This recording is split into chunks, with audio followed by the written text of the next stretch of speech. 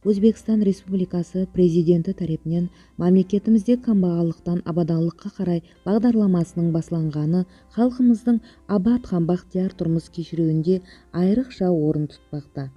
Камбағалықтан абадалыққа қарай бағдарламасы жаллы саясат үлгісі болып, ол бұқаралар тұрмысының жүрегіне кіріп баруда нәтижелі әрекетлер системасына айланды.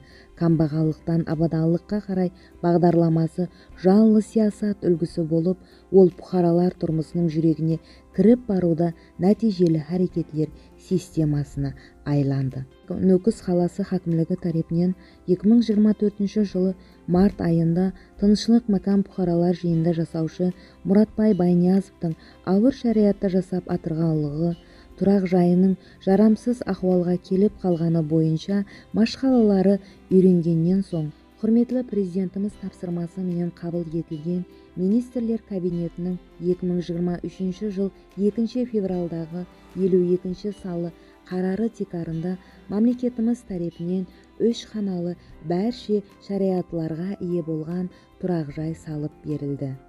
Нөкіс қаласында ауыр шариатта жасап атырған айрым адамлардың тұрмысындағы өзгерістердің гуасы болмақтамыз.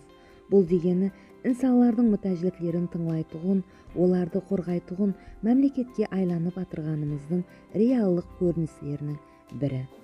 Хакиметтен келді, бәрін суретке алып, Ташкентке жіберу абарния. Енді президенттің қарары бенің жайымызды салып берді. Өзіміздің енді жағдайымыз келмейді салуға. Екі қызым бар, жасаймыз екі қызым. Әйелім қайтып қалған. Әйелім қайтып қалды. Үшеуміз жасаймыз. Рахмет, сол салып берді. Бұрын көне еді қайта. Үстіне құлайын деп тұрған жай еді. Абарының саясаты. Қайта президенттің несімен салып берді. Рахмет президентке де. Бәрі басқалардың бәріне де салып берген.